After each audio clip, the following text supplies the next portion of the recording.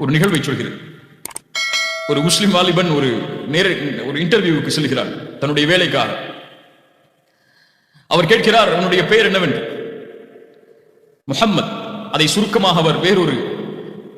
சுருக்கமாக வேறொரு வார்த்தையை வைத்திருக்கிறார். அவர் கேட்டார், நீ முஹம்மத் தானே, ஏன் இந்த பெயரை வைத்திருக்கிறாய் என்று. அழகிற்காக என்று சொல்கிறார். அழகிற்காக அல்ல.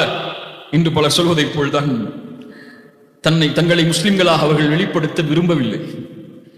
தங்களுடைய பெயர்களை கூறி நான் முஸ்லிம் என்ற நிலையை அவர்கள் சொல்வதற்கு பயம். எங்கே என்னை பின்னுக்கு தள்ளிவிடுவார்களோ, என்னை ஒரு மதவாதி என்று அடையாளம் காட்டி விடுவார்களோ என்று அவர் இன்று பலர் வெட்கப்படுவதை போல வெட்கப்படுகிறார். அல்லாஹ் அதிலிருந்து எம்மை பாதுகாப்பானாக. அந்த இன்டர்வியூ எடுப்பவர் கேட்டார், இன்று வெள்ளிக்கிழமை ஜும்ஆவுடைய நேரம், இன்டர்வியூக்கு வந்திருக்கிறாயே என்று. நீங்க ஃப்ரைடே பிரேயருக்கெல்லாம் போக மாட்டீங்களான்னு சொல்லி அவர் சொன்னார், நான் போயிட்டேன்னா இந்த வேலை கிடைக்காது எனக்கு, அதனால அதை விட்டுட்டு வந்தேன். பரவாயில்ல, பாத்துக்கலாம், அதெல்லாம் பிரச்சனை இல்லை, ரொம்ப கம்பல்சரிலாம் இல்லை அப்படின்னு சொல்லுங்க. எல்லாவற்றிற்கும் கேட்கக்கூடிய மற்ற கேள்விகளுக்கு சரியான முறையில் அவர் பதில் சொல்லி விடுகிறார். இன்டர்வியூ முடிந்து வீட்டுக்கு சென்று விடுகிறார். அதில் நான் அந்த வேலைக்காக நான் அங்கீகரிக்கப்பட வேண்டும் என்பதற்காக காத்திருக்கிறார். 2-3 நாட்கள் கழிகிறது. அவருக்கு போன் வரல. அந்த நிறுவனத்திற்கு கால் செய்து கேட்கிறார், இப்படி இன்டர்வியூக்கு வந்தேன், என்னால் முடிந்தவரை தெளிவான பதில்களை சொன்னேன், நான் ஏன் எடுக்கப்படல? அங்க எடுத்தவங்க சொன்னாங்க, எங்களுக்கு தெரியல, இன்டர்வியூ எடுத்தவங்களுக்கு தான் தெரியும், ரிஜெக்ட் பண்ணிட்டாங்க உங்களன்னு சொல்லி. உடனடியாக அவரிடத்திலே போன் பரிமாறப்படுகிறது. அவரிடத்திலே கேட்டார், ஏன் என்னை நீங்கள் தேர்ந்தெடுக்கவில்லை என்று. அவர் சொன்னார், அந்த வார்த்தை அழகானது,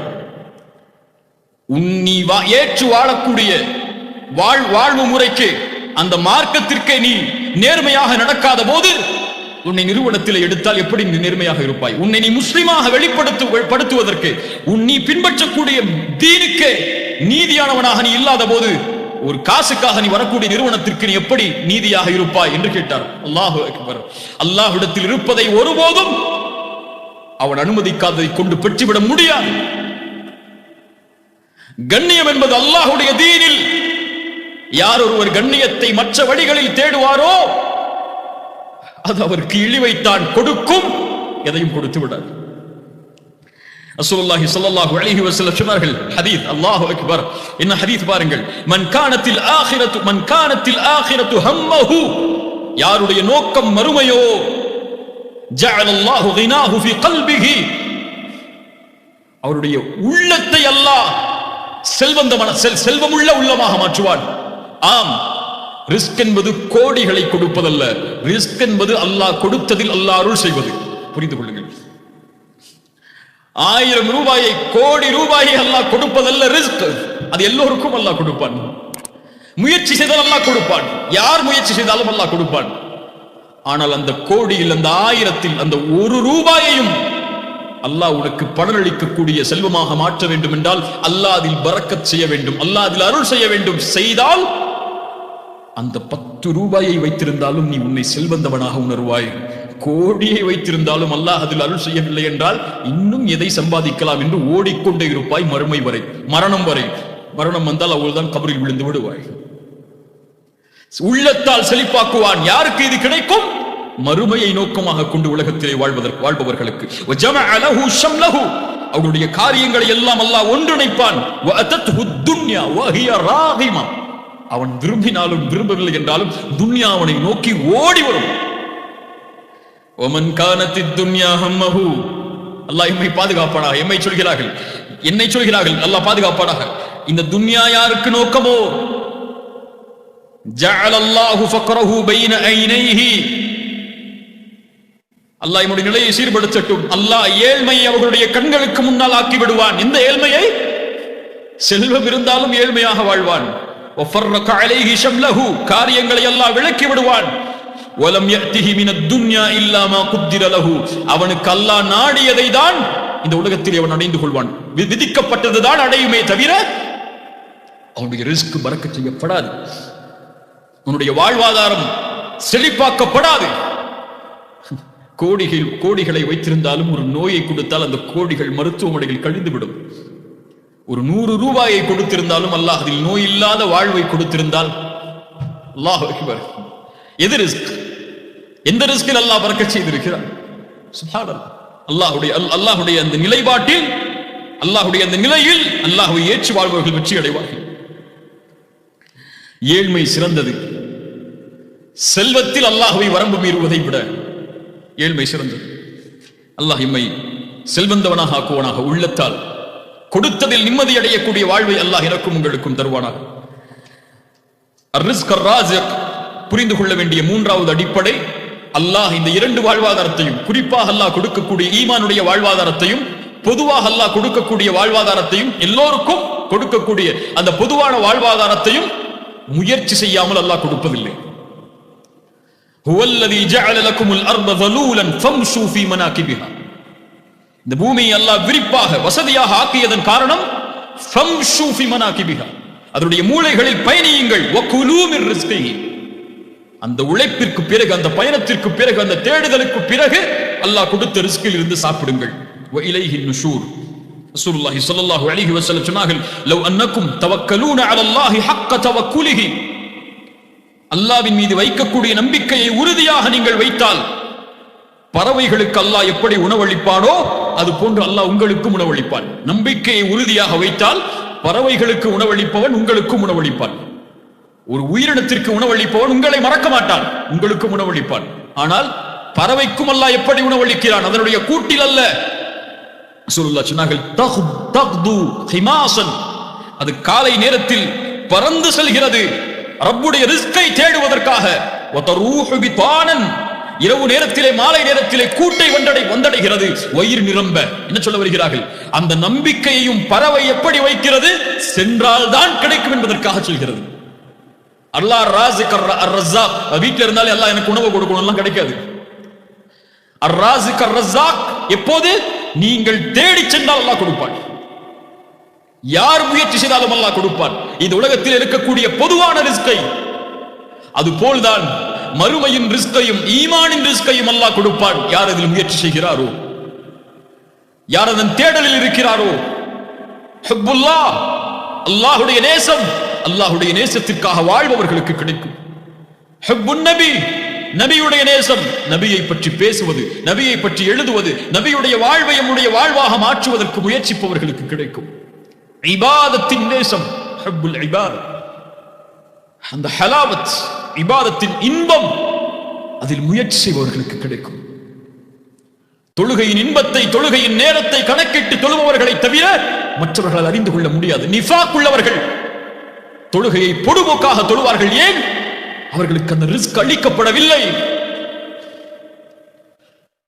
யாருக்கு அந்த ரிஸ்கை அல்லாஹ் வழங்குகிறாரோ, ஈமானுடைய ரிஸ்கை, அல்லாஹ் அவர்களை பாதுகாப்பான். பாவத்தில் ஒருபோதும் அல்லாஹ் அவர்களை பார்ப்பதை விரும்ப மாட்டான். ومن يتق الله يجعل له مخرجا ويرزقه من حيث لا يحتسب. அல்லாஹ் அஞ்சுபவர்களுக்கு அல்லாஹ் இந்த உலகத்திலே வரக்கூடிய சிரமங்களை அல்லாஹ் நீக்குவான். ويرزقه من حيث لا يحتسب. எண்ணாத புறத்திலிருந்து அல்லாஹ் அவர்களுக்கு வாழ்வாதாரத்தை வழங்குவான். யார் அல்லாஹ்வின் மீது நம்பிக்கை கொள்வார்களோ அவர்களுக்கு அல்லாஹ் போதுமானவன். அத்தவக்குல் அலல்லாஹ், அல் வக்கீலின் மீது நம்பிக்கை. அத்தவக்குல் என்றால் என்ன பார்த்தோம்? சிதுகு இஅ்திமாதுல் கல்பி அலல்லாஹி பிஅக்தி பில் அஸ்பாப். காரியங்களை எடுத்துக்கொண்டு அல்லாஹ்வை மட்டுமே சார்ந்திருத்தல் தான் நம்பிக்கை. காரியங்களை எடுத்துக்கொள்ளாமல் அல்லாஹ் எனக்கு வாழ்வாதாரத்தை கொடுப்பான் என்று நம்பிக்கை வைப்பது வீண்.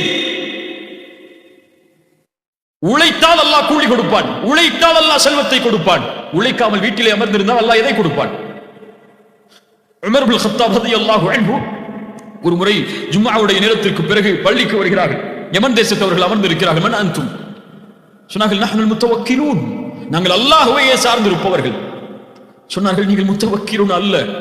யார் முத்தவக்கில்? இந்த பூமியில் விதையை போட்டு அல்லாஹ்வின் மீது நம்பிக்கை வைப்பான்.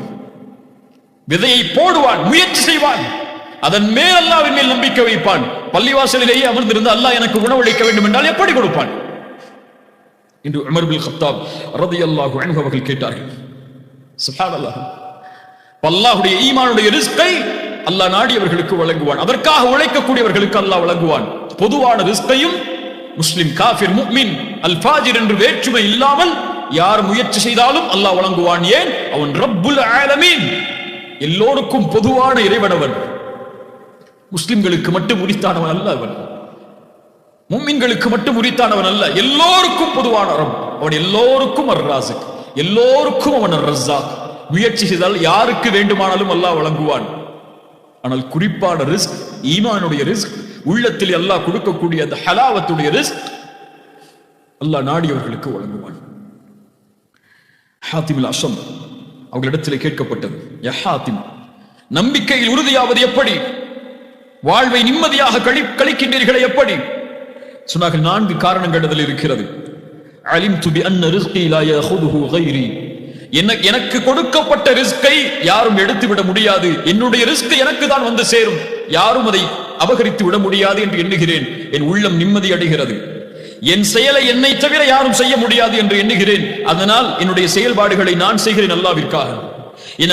என்னை அல்லாஹ் எல்லா நேரத்திலும் கண்காணிக்கிறான் என்பதை அறிந்திருக்கிறேன். அதனால் அவன் என்னை பார்க்கும் போது பாவம் செய்வதிலிருந்து வெட்கமடைகிறேன். என் மரணம் என்னை எதிர்நோக்கி இருக்கிறது என்பதை அறிகிறேன். அதனால் அதற்கான தயாரிப்பை செய்கிறேன் என்று. அல்லாஹ் அக்பர். அல்லாஹ்வுடைய கஜானா விசாலமானது, அல்லாஹ்வுடைய ரிஸ்க் விசாலமானது. சுப்ஹானல்லாஹ்.